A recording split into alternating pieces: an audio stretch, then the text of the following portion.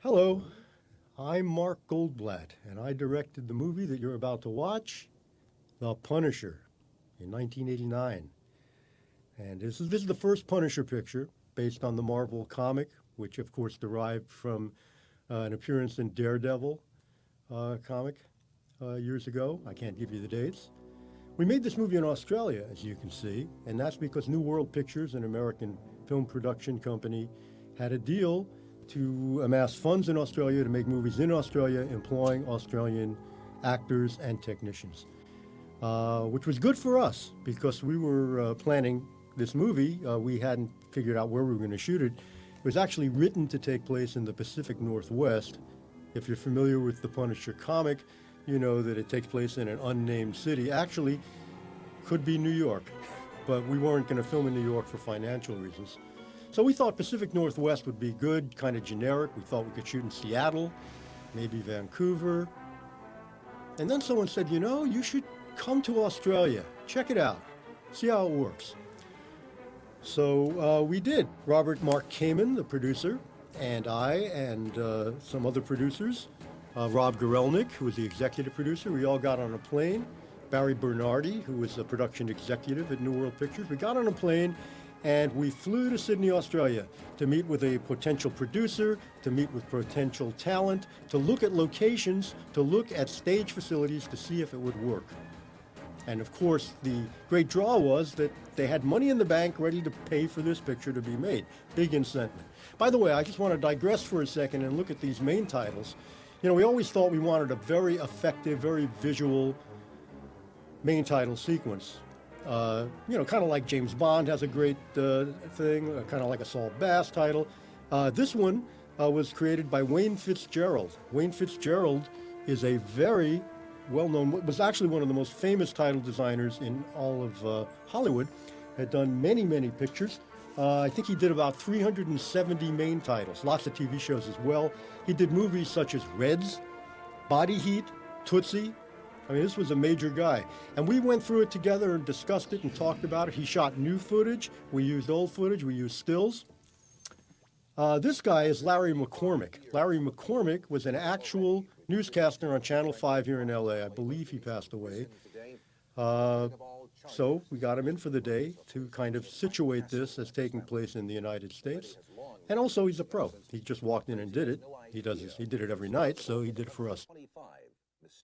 And this newscast, of course, explains Frank Castle's backstory, that he had disappeared, that it coincides with the Punisher's crime spree. This is Brian Marshall. Brian Marshall's an English actor, and I remember seeing him in Quatermass in the Pit, terrific Roy Ward Baker Hammer film, the third film in the Quatermass trilogy. So when I realized that he had moved, he's English, but when he moved to Australia, he was available. We brought him in, and we cast him straight away. So he's Moretti, who's kind of the mob muscle. He's the lieutenant who makes things happen in the most violent ways. You know, when we went to Australia, one of the issues we had, obviously Sydney was doubling for the Pacific Northwest, so we had issues. Some of the issues were that all of the motor vehicles, for example, had their steering wheels on the right side instead of the left. So we actually had to create vehicles that either had a mock left-hand steering wheel or actually, went that, right. We had to move everything to the right. So it's tricky, very tricky. We shot a lot of locations, this being one of them, slightly modified by our production designer, the great Norma Morrisseau, who came from costume design. She's actually was and is one of the greatest costume designers in Australia. She did the Mad Max picture. She designed the Road Warriors costume and in fact, all the costumes in that movie. If you look at the different characters in the Road Warrior, the guys with the little eyeglasses and the wire frame, it's really amazing, amazing work in which the costume design really makes a stylistic statement. And so we got her to do this. And she also designed the costumes as well.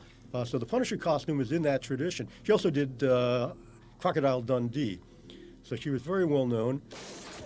I remember shooting this scene, by the way, in this mirrored room, and it was kind of hard to hide the camera lens because it was getting reflected, but we did it. I had a good time on this thing Okay, here, let me show you what's going to happen. Oh, that guy. I actually dropped the rope when it went around the guy's neck because for some reason, whoever was doing it, I didn't like the timing. So I had to go up there and do it myself, which was fun. I mean, maybe that was an egotistical thing to do, but I dug it. Anyway, Moretti's about to get it.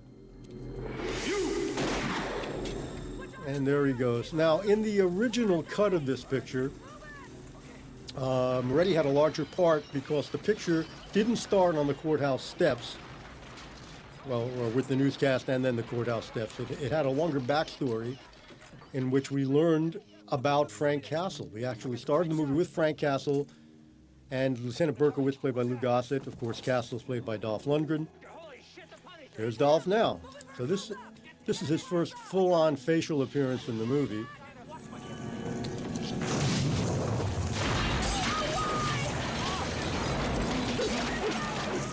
Anyway, in the original version, we had about a 15, 17-minute prologue, basically, in which we saw him at work. He was a different guy. He was a family man. We met his wife, his two little girls. And it was through the editing process and living with the picture for a while that we decided the picture would play better if it had a more elliptical structure and we weren't so flat out telling a story in real time kinds of things, and make the Punisher more of an enigma, and then we'd have hints of who he was through flashes, quick flashbacks throughout the picture. So here we meet the Punisher fully incarnated as a very tortured guy. See, now we see his family, and he's kind of reliving what happened to him. And so this is, see, there he is as Frank Castle. But you don't see much of him as Frank Castle in our version.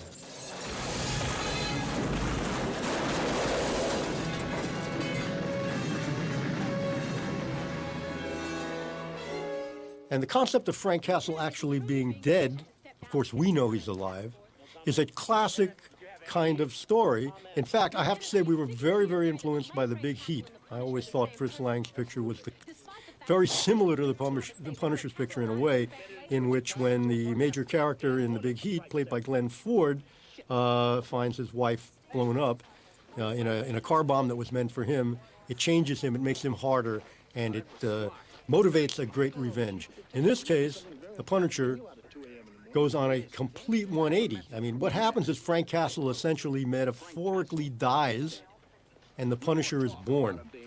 Frank Castle is transformed into the Punisher. That's what we know. Of course, most of the population in the fictitious city that we're living in here doesn't know that. They don't know that Frank Castle is the Punisher, but we do. And he's tortured. He's tortured. He's tortured because he's conflicted. And he's conflicted because he was an emotional person when he had feelings, and he still does have some feelings. He has ethics. And yet he's on a vendetta. And the vendetta is to wipe out all crime, all organized crime, specifically the mafia, specifically the mob that caused the death of his family. But then sometimes he'll sit alone in his cave and he'll think about it, and he'll wonder if he's doing the right thing. It's very interesting. Anyway, this scene here, Nancy Everhard plays a young police detective who actually, in a scene that we had cut, was on a job many, many years ago with Frank Castle, a sting operation that went sour. And she believes now that Frank Castle is the Punisher. And, of course, Berkowitz is intrigued. Well, he will get intrigued. He's making it hard for her to be part of the team. He likes to work alone. She wants to work with him. Eventually, they're going to find they have something in common. And Berkowitz is, of course, concerned about finding out about Frank Castle and if he's still alive. There you go. Now that piques his interest. Nancy Everhard, very interesting actress. I like her very much. I believe that Frank Castle's the Punisher. She was recommended to me by Sean Cunningham, who directed Friday the 13th, among other pictures, produced a lot of pictures as well. And Sean had just done a movie with her called Deep Star 6, an underwater picture. And he thought she was great. Well, I happened to have my office in the same building as his. He showed me some footage. I was hooked. I met with her. She was great. We brought her to Australia to star in the picture along Lou Gossett, which was thrilling for her. Yaron Crabbe is in this scene. He plays Johnny Franco, who is the head of basically the mafia clan in this city, and terrific actor, Dutch actor. I first became aware of Yaron on watching many of the earlier Paul Verhoeven Dutch pictures, most notably Soldier of Orange, and of course The Fourth Man, in which Yaron, pretty much stars in the picture. And he's fantastic. He's also a painter. His father was a painter. I think his grandfather was a painter. Yaron spends a good deal of his time doing art, and he's great. So it was a real pleasure to work with him, and coincidentally, actually I had already done a picture that he was in, but I was an editor on that, Jumpin' Jack Flash. So it was good to see him again. And then I kind of had the whole thing with Paul Verhoeven as well, since I had worked with Paul on RoboCop, doing some second unit. And then after this picture, when I went back into editing, I worked with Paul on a number of other pictures. So, anytime Yaron was in town, we would often all find ourselves in the same place. And it's always good to see him. A really great guy. This gentleman is Todd Boyce. I'm trying to remember if he's English or Australian. It's been a while since I knew him. But anyway, he was living in Australia at the time. We thought he was just perfect for this part of Tyrone. He's kind of a lieutenant, kind of up-and-comer, and facilitator. And I think he's a very good actor, and I notice he's been doing good work over the years. Good faith, so generous that even Freddie DeLeo will see the light. A week from now, I've arranged for 600 kilos of pure junk. I had done a picture for New World called Dead Heat in 1988 with Treat Williams, Joe Piscopo, Vincent Price, Darren McGavin. Kind of a comedy horror film, or horror comedy, which was basically kind of based on a noir. It was about a guy who gets killed. He's a detective, Treat Williams, and he's murdered. But then he's resurrected, and by this machine, a resurrection machine that allows him to stay alive for about 24 hours, which gives him 24 hours to find the killer, the person who killed him, so he can exact revenge. And it's a really fun movie. Anyway, at the time, New World was very excited about the movie, and they wanted me to do another picture, and we talked about a lot of projects. And then this one came up, and Robert Mark Kamen, who was a successful writer at the time, who had done, for example, the Karate Kid movies, wanted to produce this as his introduction into producing. We had a script, or he had a script that he brought to the table by Boaz Yakim, who's a very good writer, and it was a very tough, very lean script. With these individuals already involved in the picture, I was very interested. So I hopped aboard, so to speak, and that gets us to our trip to Australia eventually to check it out, to check out the possibilities here. Right now you're looking at Barry Otto as Shake. And Shake is a very interesting character. He's almost kind of in the Shakespearean tradition, he's kind of like the fool, so to speak, in that he's actually the smartest guy in the room, but he cracks a lot of jokes and he has inner meanings in what he says. Barry Otto is a really excellent actor, stage actor, had done a picture called Bliss prior to this that I had seen, in which he carried the picture, directed by a guy named Ray Lawrence. It's one of these tour de force performances. And, as soon as I saw that he was available and he came to read, as soon as he read for this part, we cast him because he's great, just a great actor. He's also in Howling 3? He's in one of the Howling movies. I think it's the third one, Philippe Morat. Anyway, he's a terrific actor no matter what he's playing. So in this scene, he's got information for the Punisher. And he's kind of like a moral compass for the Punisher. He's giving him a motivation to get involved, that something bad is going to go down. See, the Punisher's got a vendetta against the mafia, but now another crime faction is going to get involved here.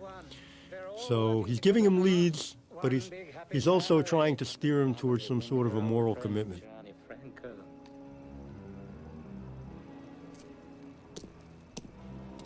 Mr. P! Happy hunting! We thought getting the Punisher on a big motorcycle was a cool idea. I don't recall that happening in the comic. All right, so here we have some sort of a drug deal going down. Oh, by the way, this is Donald Gibson. This is Mel Gibson's younger brother. And he's pretty cool. He's in a lot of Mel's movies, and usually smaller parts. This guy on the left, I can't remember his name. But anyway, he's an American actor who was living in Australia, and I thought it was good. I like this little improv scene where they get angry with each other. It's written, but it's also got some improv stuff that we worked on. So this is one of the first big set pieces. Now this guy had a religious aversion to violence, and look what happened.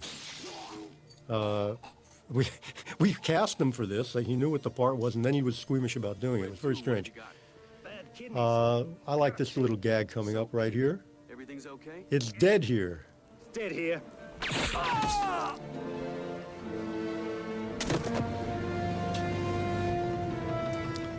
So these are our Yakuza elements. Yakuza scuba divers. But we don't reveal them as Yakuza yet. I always love the little thing flying through the air. I love stuff like that. Ah, the ball of death. Great. Must have hurt. Now let's look.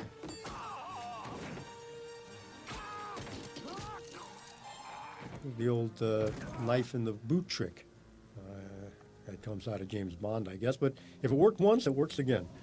The two Yakuza, the big guys, not the one in the middle, are actually karate champions, major karate people that Robert Kamen, who was a black belt and has been doing karate since he was in his early teens, found when he went, I believe, to Tokyo to look for big, convincing master karate people. Kenji Yamaki and Hirofumi Kanayama, who didn't speak any English at all, so it was a little difficult to direct them, but we had an interpreter. The old knife in the neck. This is a pretty violent movie, let's face it. But I figure the Punisher kills people, so let's go for it.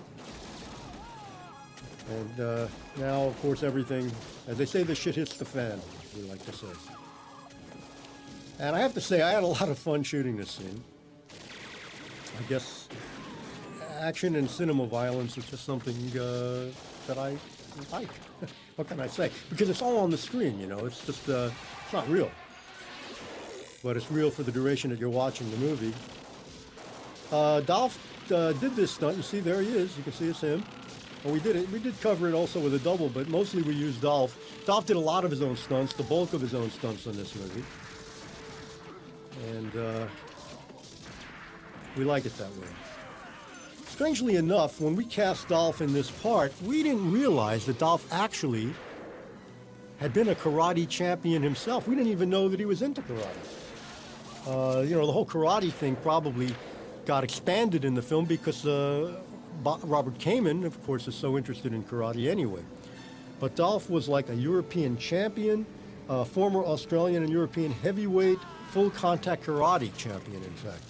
And we didn't even know it, so that shows where we were at, but we lucked out. So he does a lot of really good karate in this movie. We have fight scenes coming up between him and the two Yakuzas that are pretty effective, very effective, and they're real.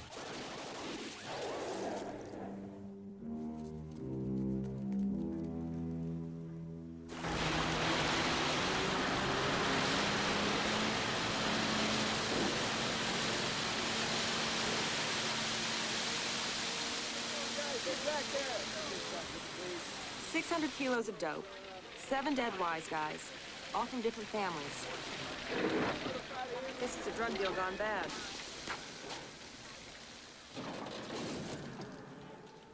Now here it is. Yes, again.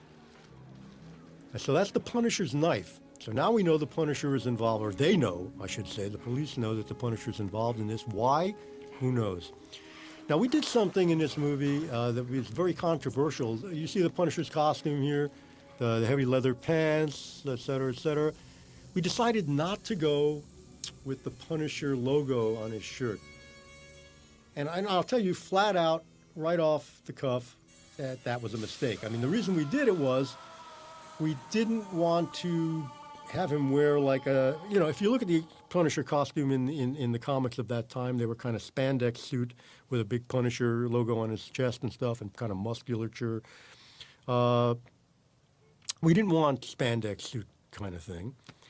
And we just thought we would take a more subtle approach. Instead of a big logo, let him have it in the knife, but let him be more weathered and textured in his everyday appearance so that he's not trying to be a superhero, that he doesn't have a trademark. But, what we didn't take into consideration was that the fans would get pissed off, really, big time, and many did. So at the end of the day, do I wish that we could put in CG skull logo of the Punisher on his shirt in this movie? Absolutely. But the picture's done now, so what you see is what you get. And I like to think it works well anyway. This scene here, I love the design of this. This is Lady Tanaka, played by Kim Miori, a Japanese-American actress that I first saw in a TV movie called John and Yoko. But I know she had been in Saint Elsewhere, and I had seen her in that. I thought she was particularly good as Yoko Ono, and when we met, we hit it off. So we cast her, and I think she's great in this movie. In fact, I think out of everything I've seen her do, this is my favorite role that she's had. She really gets to chew the scenery, so to speak, but without going overboard. And I like this shot. We did this all in one move here. I always felt influenced in a weird way, I don't know why, by the Italian cinema in this. I think of Mario Bava. I mean, I always think of Mario Bava, whether it's about this movie or anything else. I'm a big Mario Bava fan. So I love the set here. It kind of takes me back to kind of 60s generic pictures. Love that single take. Ian Baker was our DP, fantastic DP. I first became aware of him because he did all of the Fred Shepsey movies, like Iceman, for example. And he's really great. Now, originally we wanted to shoot, this was a strange thing, we wanted to shoot an anamorphic 235, and the studio didn't want us to do it at the time. I mean, when this picture came out, the whole idea of shooting an anamorphic meant that when you made your videotape, VHS release, you'd have to do a pan and scan. And for a lot of people, they felt it was a compromise of the original framing. And so if you did 185 like this, which really means we're shooting in full Academy, which is, love that little moment. This is great, by the way. Listen to this line. Screwing sheep on the Mediterranean coast, as were the crime lords of Asia. I'm not That's probably my favorite line in the movie. Anyway, I digress. In fact, I totally forgot what I was talking about. But Ian Baker, great DP. And we also had a great Steadicam operator. And if you look at some of the Steadicam shots in this picture, really, really well done. His name was Ian Jones. He's still working. Ian Baker's still working. In fact, a lot of the crew in this picture have gone on to bigger and better things and are still stalwarts of the Australian film industry. The young woman that you see who plays Tanaka's daughter here is named Zashka Mizak, Polish emigre, who we found when we were casting in general just for, background players and so forth. And she actually did she have a karate background? Well, anyway, she could dance, she could move. So we were very happy to get her to play this role of Tanaka's daughter because it's a very athletic role, as you'll see coming up. Well, I've accessed into all available databanks with information on him and programmed the computer to come up with an analysis of probable locations. Oh, wow. I mean, even a Punisher has to live somewhere. Mrs. Stewart, I don't have a file up on that yet. As soon as it comes in, believe me. Hey. You see this board here? Yeah. So now he's explaining. Every time he kills somebody, This is I put a red pin in This is great because look how many people the Punisher's killing. Now we get a visual representation, and he's going to show you the further proof that Punisher's involved is the knife, and bunch of these. Yeah, those are Punisher bullets. Already been through this city. I've been in it, around it, on top of it. You name it. How about under it? Our special effects supervisor, the person who did the pyrotechnical effects, things like exploding vehicles, houses, etc., Steve Courtley, is actually one of the very best. And he went on to work on the Matrix trilogy, for example. So also our sound recordist, I believe, did the same, David Lee. We had, I love this little panda bear. So now this is what's happening when the Yakuza is now taking its revenge. They said, they warned the Mafia that something would happen, and here it's happening. This is Tommy. Tommy is Franco's son, Tommy Franco. Jerome Crabbe plays Johnny Franco, and now he's been kidnapped. So what's happening is all of the children of the Mafia are being kidnapped. Now here's the scene where Shake kind of appeals to the Punisher's conscience. I mentioned he was a moral compass, so now you see. So I know I'm out of continuity here, but while this scene is going on, I will tell you about Ray Brown. Now, he's the key grip. The key grip kind of makes sure that all the heavy lifting is done in the proper way. He also protects people like me, the director, and others from, having industrial accidents as we're climbing ladders to go up to the top of a building or something to set a camera up. Ray Brown is a legend. Now, you don't often talk about the key grip, but this guy, he was a legend when I met him, and he's still working. So I just have to mention his name. It's that simple. The fact is, the Australian crew in general was amazing because, coming from the United States, where everyone is in a specific union and everyone has a specific job to do, which of course is true in Australia too, everyone there kind of chipped in Australia, and everyone did everything, basically. They would help each other. Very down to earth, but there was a kind of a pioneer attitude in which people would never say it can't be done, ever. I mean, they would just push 1,000%. It was thrilling to be involved with an Australian crew at this particular juncture in time. It just was different. It was a different experience for me. Another interesting thing, we had a stunt coordinator named Chris Anderson, and Chris was great. And Chris is actually considered one of the, he's a legend, he's a legendary guy too, because somewhere along the line he had an accident, and I think it was an accident on the set of a picture he was working on, in which he lost a leg. It was tragic, terrible thing. And I remember phoning him after I found out about it, having a long talk with him.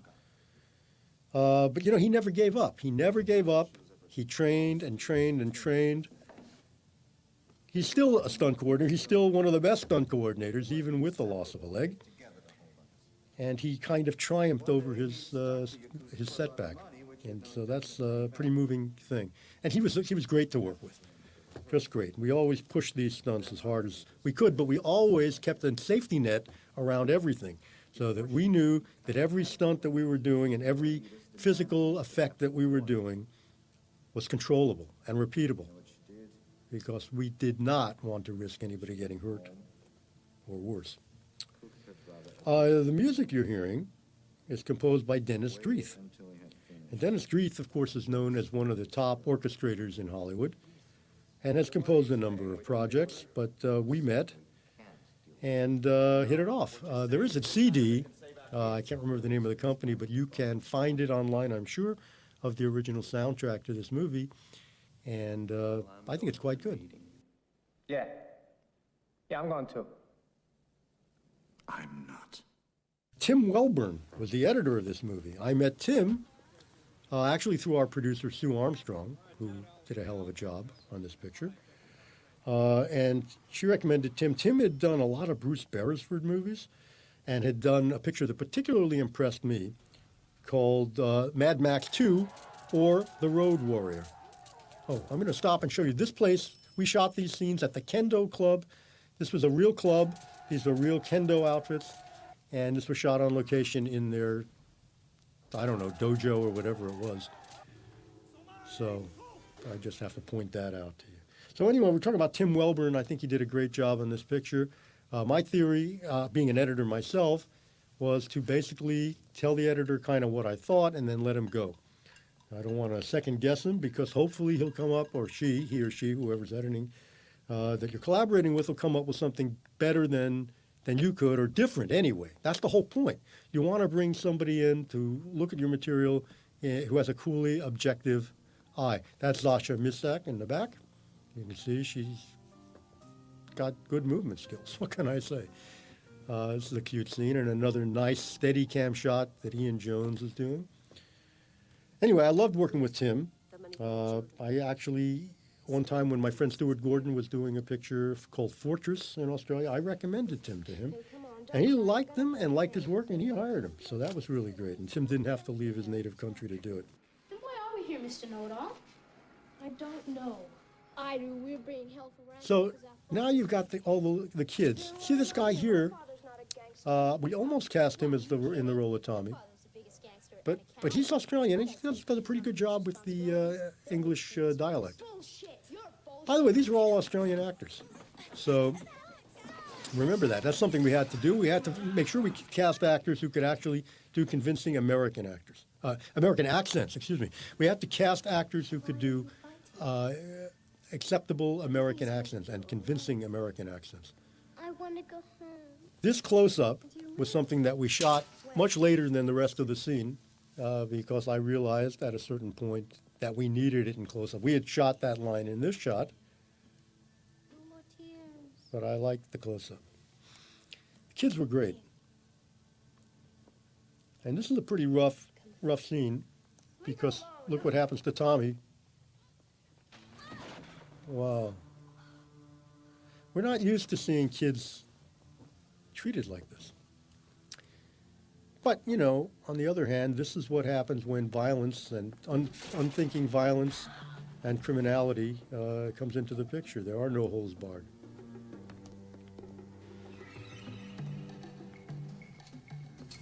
And that's a nice shot. Anyway, okay, this is the nightclub scene, which is one of the larger action sequences in the picture. I don't know, I look at the shot, I'm not sure if I keep thinking maybe I could have done a better job of it, but I kind of like it. It's one single steady cam move, taking us right in, and then letting her perspective be overtaken by our perspective.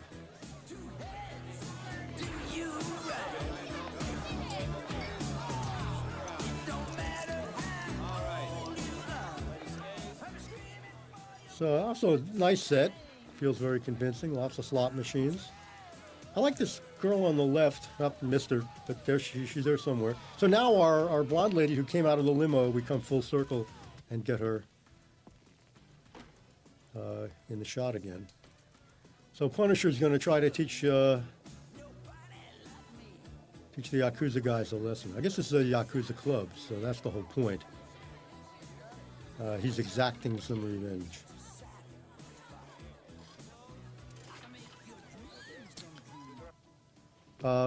Like the insert, like the knee and the knife, got to keep establishing them. I really do like this set, and Norma designed it. So a little counterpoint between images, Punisher getting ready, stained glass. And here we go. So now mayhem ensues.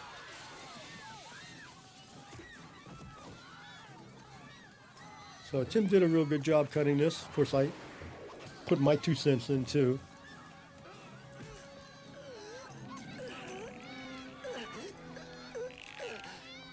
Every day the children of God is going to cost you money. So you see, the Punisher is now taking a moral position. I mean, if it was just about pure revenge, he wouldn't be doing this. He's actually emotionally connected, although he would deny it, but it's true. And that's one of the interesting things about this movie. That's one of the things that we thought was interesting when we made it. Let me see. I'm just trying to see if there's any crew members that I didn't talk about. I will say Stan Lee. We met with Stan Lee before we did the picture and had a very nice time with him. Basically, he just gave us his blessing to do the picture, and we took it.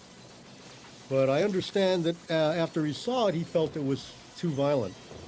You know, and that's a conscious choice that we made. We actually felt that if there's going to be violence, let it be real violence. I don't know how you do violence and curtail it at the same time. I mean, what the Punisher's doing, what he does, is violent behavior. So we went for it. Now, with this scene in particular, and I have to say I wasn't aware of it at the time, because a lot of people told me that when they saw this, they thought that we had looked at a lot of Hong Kong movies. And when I made this picture, I really hadn't seen that many Hong Kong movies. I've seen some, but I think one of the reasons that it's true is that a lot of our special effects guys, and even stunt guys, had been involved in Hong Kong productions prior to this. Because, you know, Hong Kong was not that far away from Sydney, and they were very proficient at doing this kind of thing. You'll often, if you look at the credits of those Hong Kong pictures, you'll find a lot of Australians there.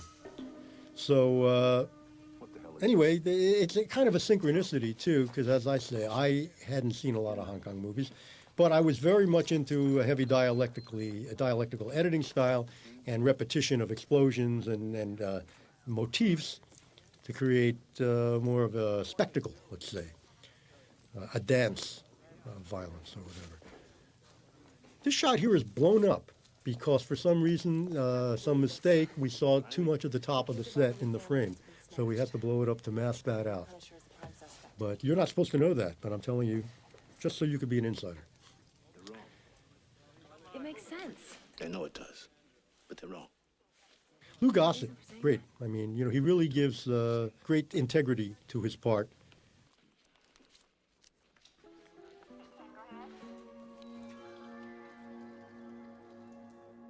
Well, you know, we just saw a photograph of the two little girls that were basically Punisher's children. And one of them is named Brooke Anderson, whom I recently saw here in L.A. She's all grown up. She's actually producing and starring in movies now, independent productions. A beautiful girl.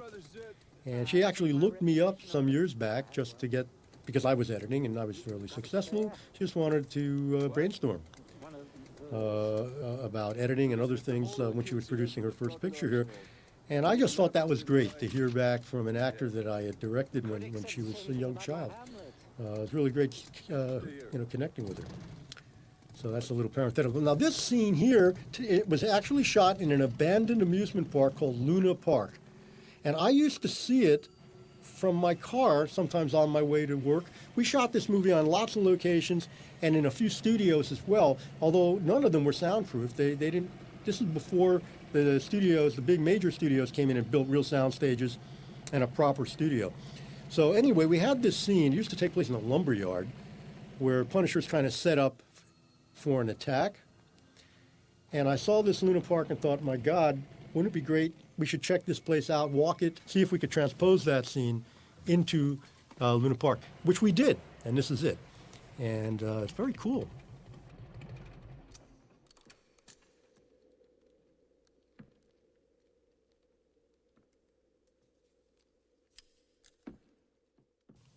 It feels like Australia. I don't know if you get that. I mean, I look at this movie and for me, I never believe it's the Pacific Northwest, but maybe you do. I hope you do. But it's one of those things, it's like seeing a Lucio Fulci picture where they shoot, some exteriors in New York and then they come back and everything's shot on sound stages at Cinecittà or somewhere like that in Italy, even though the picture takes place in New York.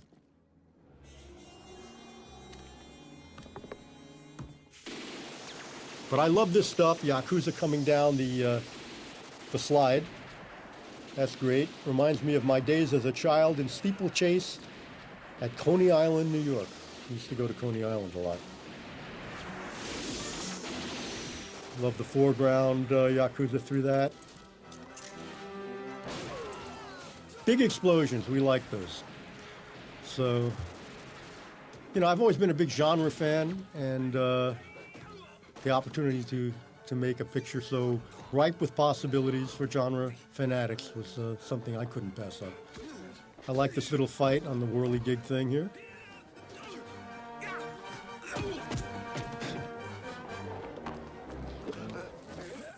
Whoa, that's gotta hurt. Even if you are the Punisher, it's gotta hurt. So, some good shooting and nice set piece. I like this scene.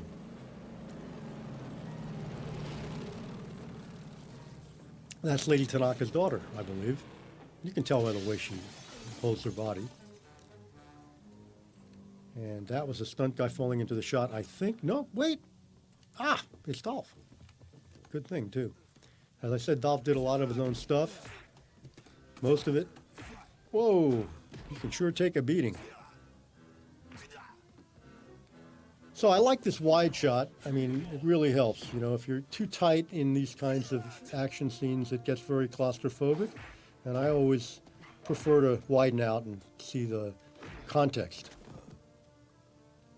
And now comes the big reveal, because we don't know who this third party was, this third Yakuza, but it's Tanaka's daughter, looking fabulous, but certainly still being able to beat the shit out of the Punisher, which I think is great. So now we transition from unconsciousness to semi-consciousness. Dolph is doing a good trick with his eyes, by the way. I like the whites. And this is kind of, what do you call it? A little bit of S&M in this. Tanaka and her black leather, bondage. Cost us nearly $2 million in the cash. But she's pissed off.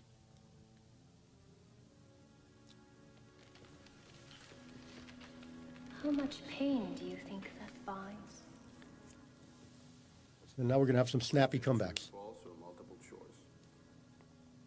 I think we improvised some of these. Maybe we even tried some that we didn't use. I got one controversial snappy comeback coming up soon, which a lot of people didn't like this. When you hear it, you'll know what I'm talking about. And Who sent you? Batman. so, I think we came up with this on the set, Batman. Now, a lot of people got pissed off because Batman obviously is not a Marvel comic hero. So not part of the Marvel universe. But I thought, why not make it an interdenominational universe where Batman's a cultural character. I mean, he's basically telling her that a comic book character sent him. Also, we knew that the Tim Burton Batman was, being made and was going to come out eventually. I think we went into production prior to that. Obviously, the Tim Burton Batman was a huge hit and a huge, artistic success as well. Anyway, so some people get pissed off no matter what you do. But I kind of like that joke because it's kind of an unexpected thing. I don't want to get too serious. I like this. It's a little, what would you call it? Little titillation in the torture, so to speak. Oh, they got shake. This is a really interesting device, this stretching machine with a huge remote.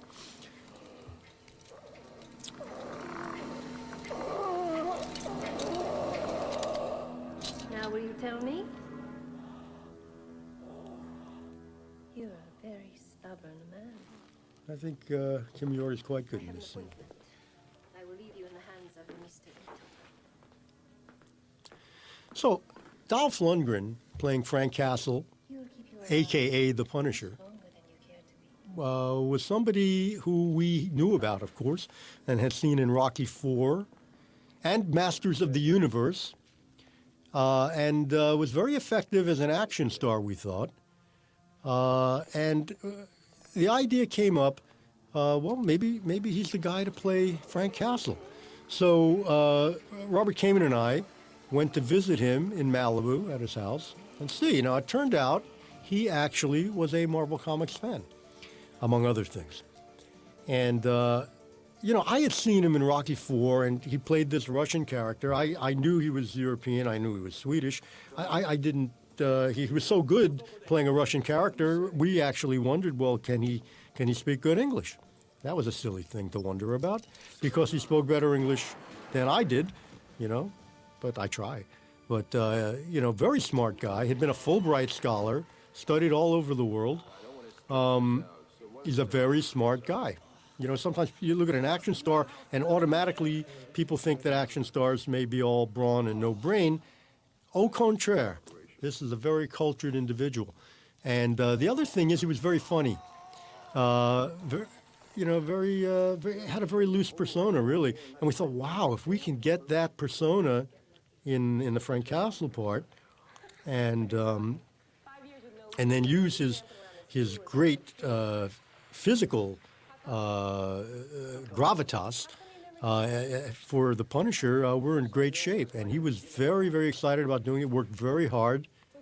He'd been studying acting as he was acting, trying to hone his craft, and really did great. And plus, as I mentioned earlier, we didn't know that he had been a karate champion. And slowly this whole karate element built up to become bigger and bigger in the film. And he does his own karate, and he's very good. In fact, he was so excited that he had kind of not been doing his karate so much, but after this movie, he really went back into it in a big way. So certainly helps those fight scenes when people are really, really doing it, and Dolph in particular. The other thing I didn't know that I found out later was that Dolph had actually lived in Australia for quite a while. I guess he had gone to college there, among other places, and used to work as a bouncer at various nightclubs around town. So that was pretty cool. When we were making the movie, which is something that often happens when you're on location in a different place, is that we kind of all bonded, and we would certainly, from various times, socialize together, whether we went out to dinner at a wonderful Chinese restaurant, or one night we went completely bananas and went out to a karaoke bar. And I remember we were all totally shit-faced, singing a trio. Dolph was doing Elvis songs. Kimiori and I don't know what the hell we were singing, probably a Righteous Brothers song. Very, very funny, and, if you're drunk, you can't be embarrassed. I love this scene. So what happens is everyone in the restaurant's actually a plant, and they're there basically to show the mafia once and for all that they can't deal with the Yakuza. Look at this. Whoa! Love it. Love that stuff. What can I say? So it's kind of a little bit of an impact. Well, all right, now this is cool because just when you think you know what's going on.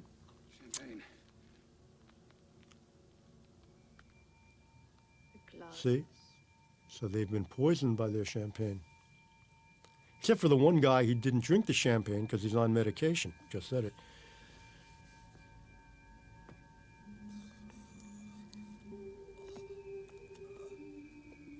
Love that little camera move and that counter move. Little histrionic, but, personally, stylistically, I don't mind going a little too far sometimes. I mean, this movie, I think, is somewhat stylized. It's over the top and meant to be.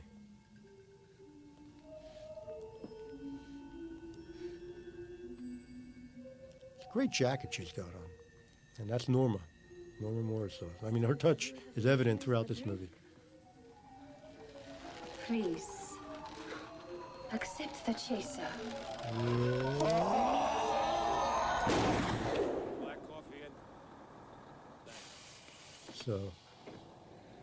So the Punisher just hijacked a bus. I'm looking at a bus and I said a truck, but same idea.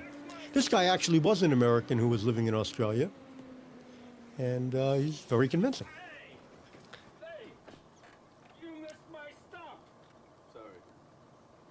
So yeah, Dolph did a great job, and Thank you.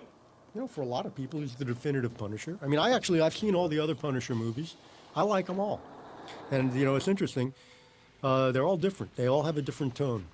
In fact, my old friend Gail Ann Hurd produced 2 of them, I believe, and I like them. I mean, Punisher's actually a durable character in that you can have different approaches and different levels of intensity, and it'll still work. So anyway, see, now the Punisher is actually on a moral vendetta. With the mafia parents gone now, he's the only thing that there is to save these children who have been kidnapped. Oh, yeah, I want you to meet Jimmy.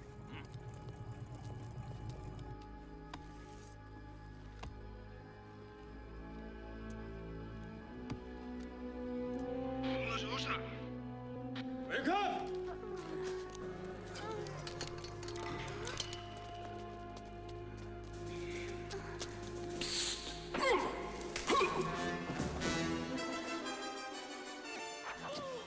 As I said, we went and scouted the locations in Australia, in Sydney, Australia. We finally realized we wanted to make the picture in Australia. We came back, we did some script revisions. Robert Kamen actually did some uncredited polishes to the script. And, Robert Kamen, I don't know if I mentioned this, our producer Robert Kamen is a hugely successful screenwriter today, having done, he wrote Léon, The Professional, and many projects with Luc Besson, like the Transporter series, Taken, The Fifth Element. So he's really good. And when we cast Lou Gossett, he helped to kind of punch up the part of Berkowitz, too. But, just as a polish, Boaz was busy and unavailable, and we were in Australia. So we would get together and talk about the script and kind of refine it, which was cool. So basically we shot the picture over 50 days. And being an Australian picture, I guess there were, tax credits and so forth, whatever you got for doing it in Australia. But, it was a pretty decent-sized B-movie, if you call it a B-movie. I mean, it wasn't a big studio production.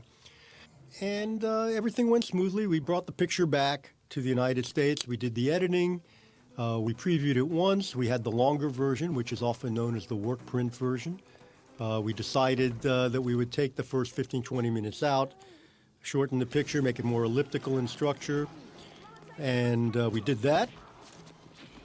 And then we were done, more or less, except that we also shot some additional footage. In fact, in this scene, I think we shot a little additional footage, too. We wanted, this is a part of a reshoot for Tommy. Like, why does Tommy get left behind? And we wanted Tommy to do a heroic act to try to save the little girl, and in so doing, he gets stuck and left behind. So basically nothing major, except we kind of changed the ending as well. And when we get to the ending, I'll tell you what we did. And so we made the movie. Now, unfortunately, what was going on while we made the movie was that New World Pictures was in the process of getting sold, and it did get sold. It went through several regimes while we were making this picture. And when it got sold, the new owners, which I believe were affiliated with Revlon, but I'm a little shaky on this now in terms of memory, were going out of the feature distribution business. And that meant they were going to sell off all the pictures that they hadn't released yet. And The Punisher was one of them. And they finally did sell it off. But in the United States, it got sold off to a company that basically made direct-to-video movies. Although this was before the direct-to-video movie actually became a genre. I mean, this was one of the earliest pictures that was meant for theatrical that went to video instead. I was told that the reason that they didn't want to do a theatrical release was that they got cold feet because Dolph's earlier picture, Red Scorpion, had been released theatrically and didn't do very well. And they were afraid, as is often the case, that there wasn't enough clout. It's just one of those evaluations that gets made, for better or worse. They were afraid to invest in a big ad campaign and theatrical release on a picture because they weren't sure that on the strength of Dolph's name alone, we could sell the picture theatrically. I think they were wrong. I think The Punisher is a completely different movie and a completely different concept, and Dolph's really good in it. But then I kind of like Red Scorpion, too. Who knows what's going to be a success? But that's beside the point because they decided to go straight to video. The video was very successful. It was like in the top 10 of all rentals when it came out. By the way, I love this thing where the kids watch out of the back window as all the gangsters get decimated. So it was kind of heartbreaking, I'd have to say, for the picture to go out straight to video. However, internationally, the picture was shown all over the world. It got mixed reviews, but it got some very good reviews. And I remember Time Out magazine in London, one of the hipper publications, loved it. They raved about it. And when it opened in London and played at a lot of theaters, got great reviews. I remember the ads in the English papers, violent, reprehensible fun, or something like that. I mean, they got all of the imagery, the fetishism, they got it all, These things, we actually do have brains when we make these movies. We're trying to do stuff, and sometimes it's subtle. Anyway, so that was good. It's good to get the good reviews. And over the years, some people have not liked it. Some people have really liked it. A whole generation of people grew up seeing it on home video, had various VHS releases, Laserdisc releases, etc. I'm going to stop for a second now and just talk about this particular scene. And this is a scene where Berkowitz reunites with Frank Castle, not having seen him since Frank Castle's purported death. We kept these two actors separated from each other. We didn't want them talking to each other. We wanted raw drama. we wanted something heavy here. And we kind of let them provoke each other. And this is what you get. We tried to shoot it in single takes, but, sometimes you can't really do that. We did cover ourselves, and I'm glad we did because the coverage comes in handy. But you'll see that we do hold some takes as long as we can get away with doing it.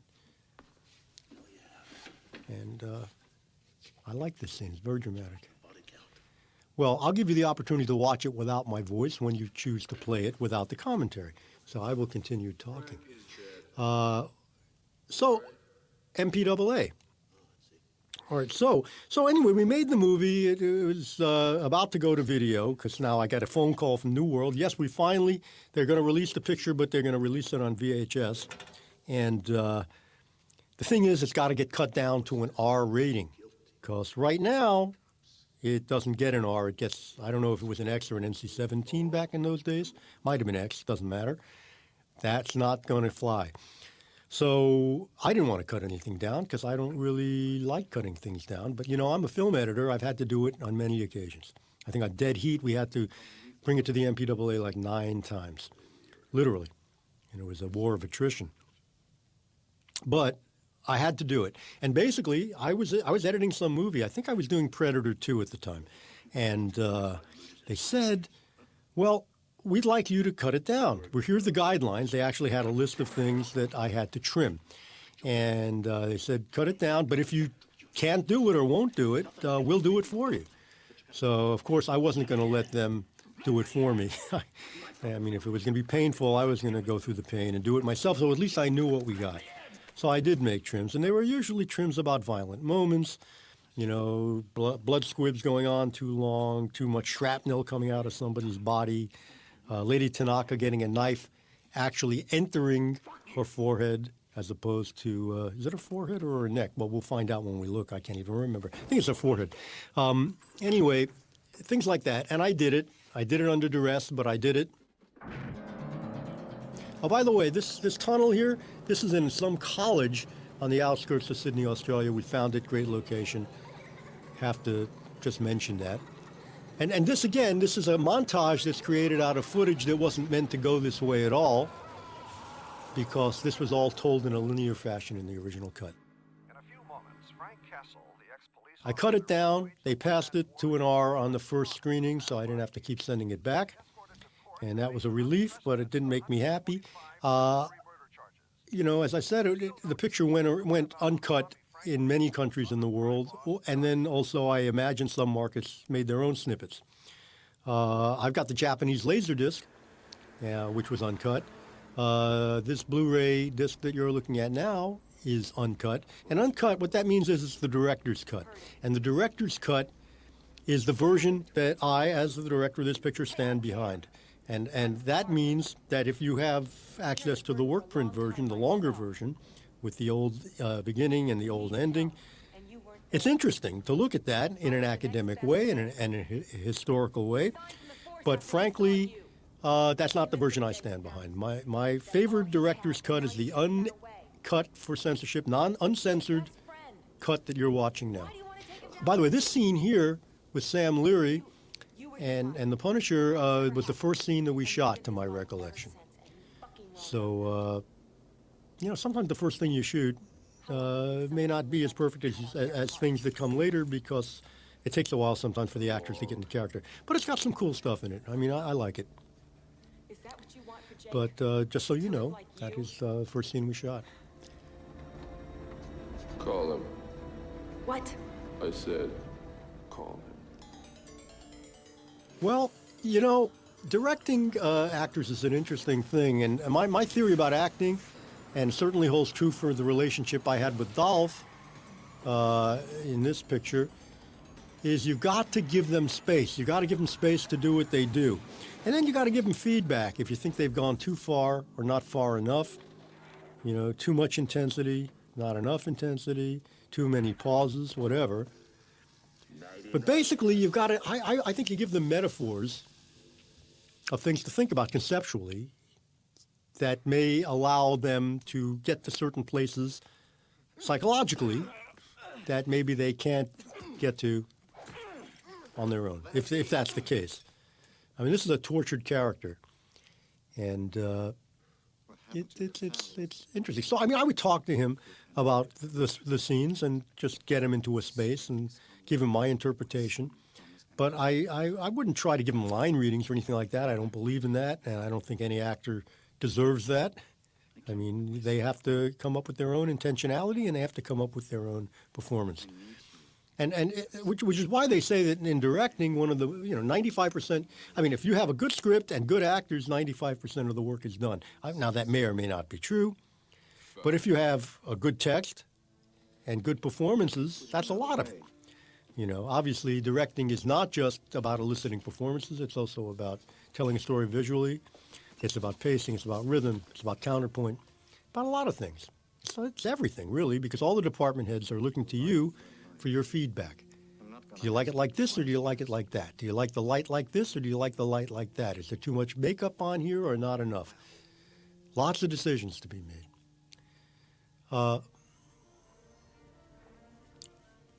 New World was actually very high on the film. And then they previewed it, and then they had some changes, but they were still high on it. But then what happened was, as I said, the company got sold. And all of that heat was irrelevant when they decided that, when the new buyers, that is, were going to go straight to video. I remember I actually spoke to somebody over at the company that bought the film about trying to get some sort of a theatrical release or a limited theatrical release. And I was told that they would release it if I would personally pay for the prints and the ads. Well, let me tell you, even for a small run, that's a lot of money, which I didn't have. I'm not a trust fund baby, not independently wealthy by any means. In fact, in my directing career, I took a financial bath to do it. Because, when you're developing stuff, developing material that might possibly get made into a movie, or you're attached to something, you generally don't get any income for that. And, of course, I had been working as an editor for quite a while prior to directing. But, I probably didn't have any income for a year and a half or something, just trying to get the first picture off the ground. And then, you finally do have a little income, but as a first-time director, it's not that much. And then you're developing other projects, which I did. And I had to take myself off the market as an editor because I felt that was the only way to be taken seriously as a director, because people would constantly offer me movies to edit with the possibility of also developing material as a director. But I knew that the percentage of any of those projects ever coming to fruition was very low, so I didn't want to do that. So that's what I did. I basically gambled on myself and made these movies. And I'm glad I did. It was great. I didn't think so. Hey, man, I got the pizza.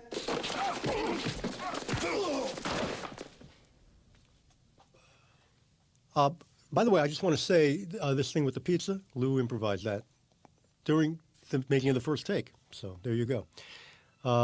So just to say, being a film editor, it helps you very much in terms of preparing your day's work as a director, because ostensibly you're going to know what you need and what you don't need. in terms of coverage, angles, etc. And this is a good case in point. I mean, you really do. You're always under pressure when you're directing. And, you know, a day is only so long. In fact, the Australian workday was very short. I mean, you'd have to quit by a certain time. I can't remember what. I mean, on my first picture, we used to work 18-hour days on dead heat because was able to get away with it. You know, for me, I'll shoot as long as they'll let me. But in Australia, it was a little different, and the unions were quite strong. And actually, if you went above the, whatever it was, 10 hours, 12 hours shooting day, the crew would have to vote to give you permission to shoot longer in that day. And if they just felt like going home and didn't want to vote yes, they could do that, and you would not get to shoot what you wanted to shoot. So you had to keep the crew on your good side, or you had to stay on the good side of the crew, I should say, or else they would not play ball with you. So in any event, editing knowledge certainly helps. Although, you know, I must say also, one of my mantras as an action editor is to get as much coverage as possible. So I could keep shooting till the cows come home, basically, and often did.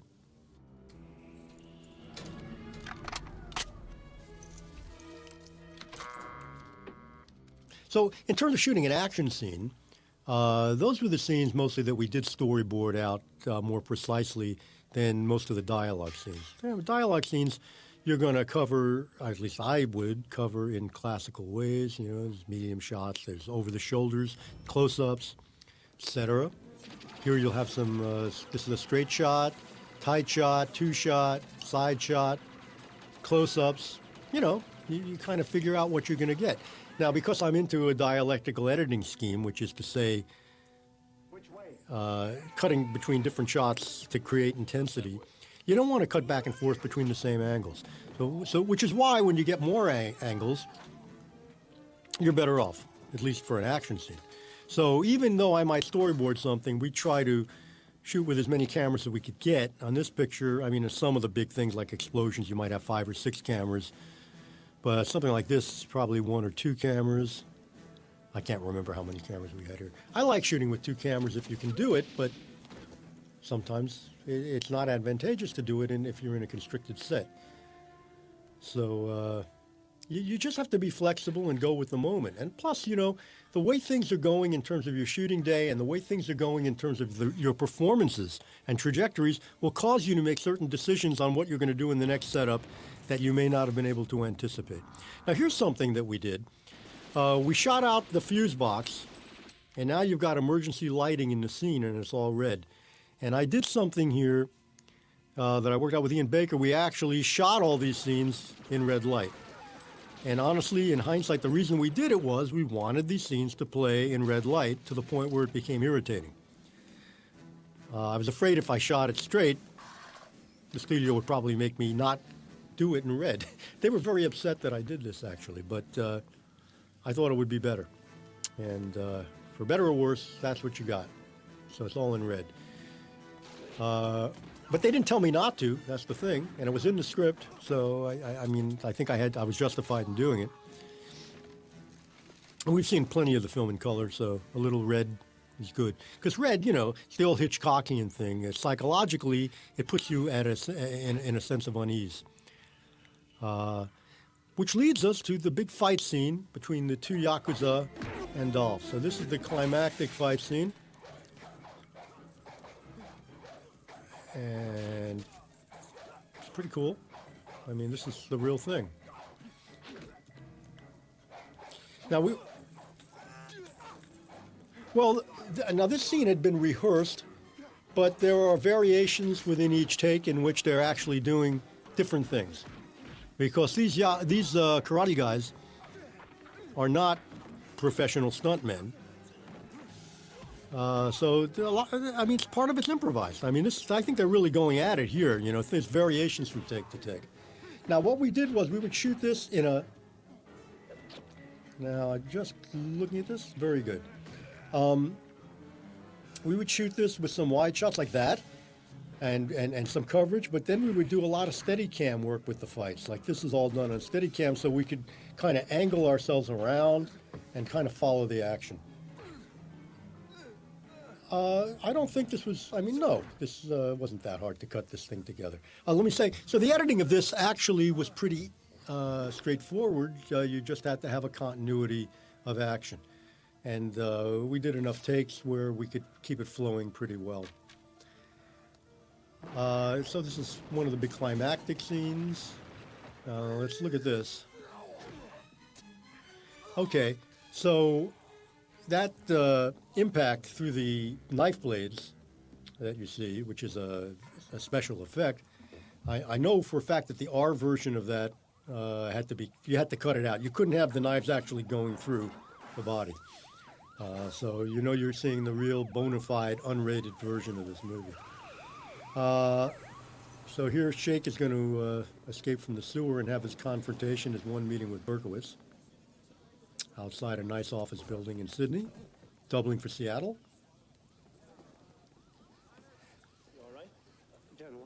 So the other thing about Shake is he always speaks in verse, which is just an affectation for an old Shakespearean actor.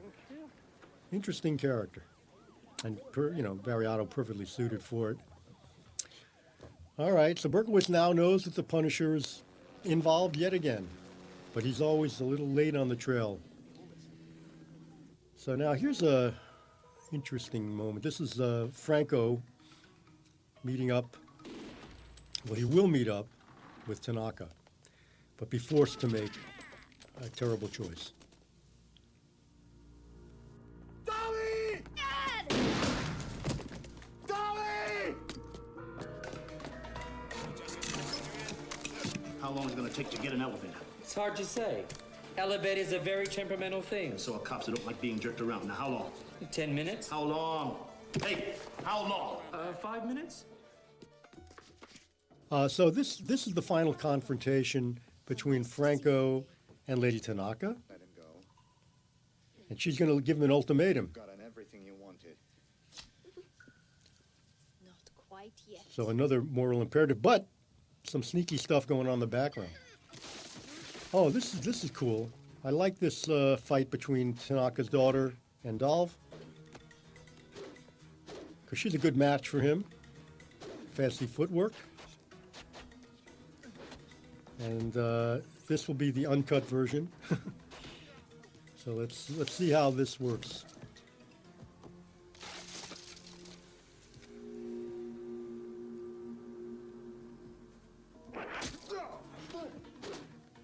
So he's got her by the neck.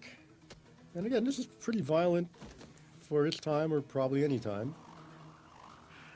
But in the best comic book tradition, I like to believe. Now, I had a little frame of white in there, white frame, a clear frame, because we never really got good contact between the blade and Dolph's face.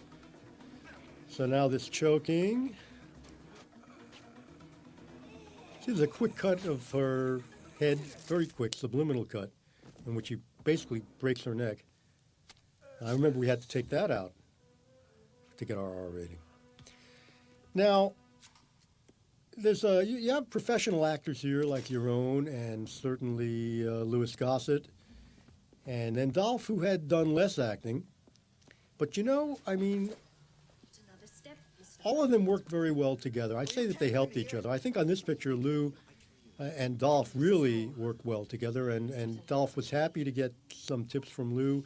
But acting with Lou upped Dolph's ante, and that was really a good thing. And they all got along well. There was a lot of respect for each other. And that's an important thing. It's an important thing is the ensemble getting together and having respect for each other's craft and helping each other. You help each other when you listen, when you have a scene together and you look each other in the eye and you react and you're participating in the scene.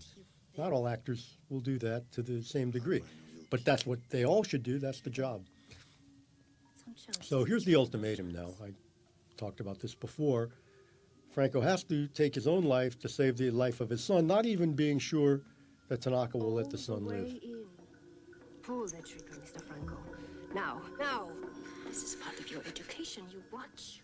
So hopefully, Goodbye, this Mr. is Franco. dramatic and filled with some sort of tension that will be relieved, we hope, by an explosion and a knife to the head. And that little again, subliminal insert of the knife going into Lady Tanaka's forehead makes it more visceral and violent. I mean, we actually had a full head designed that we could shoot a knife into. And if you look at the other version without it, it's less intense. That's basically it. Now this final scene here, and I don't know if you can notice this, but if you look, we did a lot of reshooting in this scene. We actually recreated this set in Los Angeles months and months and months later, because when we looked at the first version of the fight, which you can see in the work print version if it's available to you, which is sometimes hard to find, it was not as aggressive. And Punisher won kind of by cheating. Not a good thing. So we had to rethink it, and I think in this version, you'll find that Franco fights dirty. I mean, I don't know, is there dirty or clean fighting when you're fighting for your life?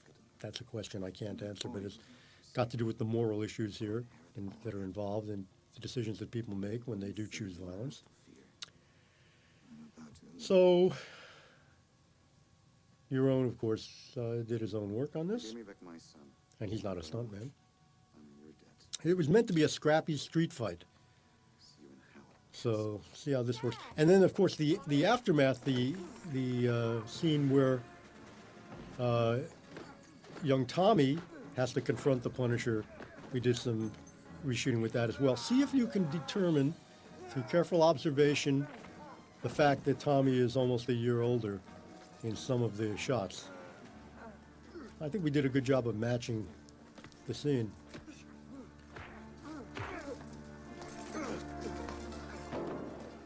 So actually we had to bring Brian Rooney back.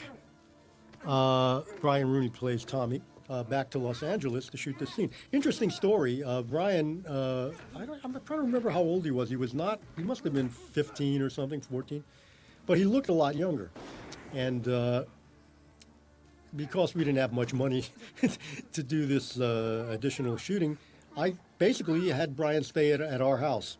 And I felt responsible for him because his parents didn't come with him.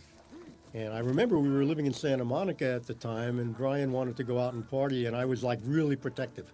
It's like, don't go out alone. It was really weird. But yeah, I mean, he looked younger than he was. And I guess that's the thing, and I was fooled. But we reached a compromise. I just wanted to make sure he was safe and sound because I had taken the responsibility to take care of him. So yes, we did a new scene. I like this. Now notice how the blood drips from his hand. Well, if you noticed it in the arm, it just kind of starts to trickle down just before he falls. I always like that. Dad. So this scene coming up, see if you can see how Brian Rooney looks different than he may have looked in the previous scene.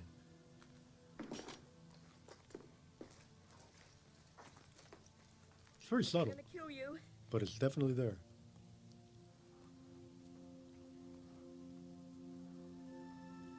Good. Maybe if you get it over with now. So I like this scene a lot. You won't grow up to be like It's kind of man-to-man, but Punisher really tells the truth when he says to Tommy what he's going to say now.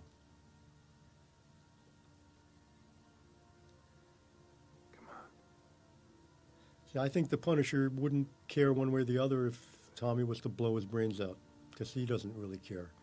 Because the things he loved in life are gone. And yet, he's able to take an emotional position to help people. Brian Rooney's a very talented actor. He had starred in the Australian production of Les Mis in Sydney, and was very successful in that run. And we found him when we came to Sydney. I always loved this shot when they open the elevator door and there's all these dead bodies. Kind of iconic. And it always seems to elicit a nervous laugh in the audience. You're a good boy, Tom. There is a strain of humor, of dark humor, that courses through this movie, and it's meant to be there. Because I find, honestly, that sometimes, I believe that you need to have a sense of humor in everything, even the most serious situations. First of all, you need the escape valve.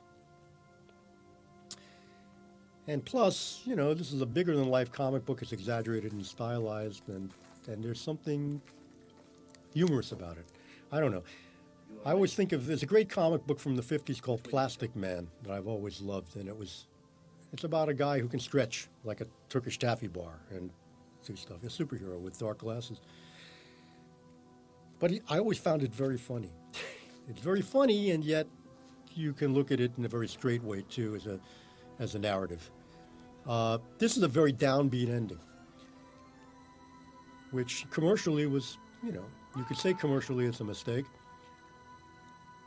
But basically, when the Punisher doesn't have his brains blown out by Tommy, he escapes into the city, into the bowels of the sewer, to live like a rat until the next time he's needed. And Berkowitz does not get emotional gratification. So he's an unhappy guy. I love this shot. We recycled this shot from earlier in the movie, kind of bookending I'll it. be out here, waiting, watching. The guilty will be punished. Is there the intention of making a sequel? You never know about such things. I mean, the Punisher is a character that could have a sequel, could have had a sequel. So far, nobody's ever made a sequel. There have been 3 origin stories. Well, not origin stories per se, but 3 standalone Punisher movies. Certainly, there have been plenty of comics that take this character into all kinds of dark places. And the potential is always there. I'm sure there'll be more Punisher movies. I was very happy to make this picture. I had a great time doing it. I felt honored to deal with a crew of professionals, the likes of which I had not encountered up to that point. Chris Anderson, I talked about him. I mean, every one of these guys and women, men and women, the makeup crew, we had some of the best makeup people, and they were all working together. You know, each one of them could have done a picture on their own. Stunt people. You know, there's a lot of stunt people involved in this picture. Great people. So all I can say is I like this movie a lot. I stand behind it, and I bow down to the collaborative work of all of these fine artists and technicians who I had the great privilege to work with, and producers as well, Sue Armstrong, whom I mentioned, Mark Kamen, and Rob Gorelnik. Fantastic. So this is The Punisher, 1989. New to Blu-ray. Oh, Diana Freeman was my assistant in Australia, and Nancy Rastusha was my assistant here. 2 great women. Sue Fleming, Dolph Lundgren's driver, very well liked and a terrific person. I mean, I'm just looking at all these names, and it just brings me back. Sherry Hubbard, Jan Ziggy Ziegenbein, love that name, and Peter Lawson, the art director, fantastic. So, you know, I get chills just thinking about all the great people I work with. It's just fabulous. And so here's the movie. I hope you enjoyed it. And now watch it again without my 2 cents thrown in. Bye for now.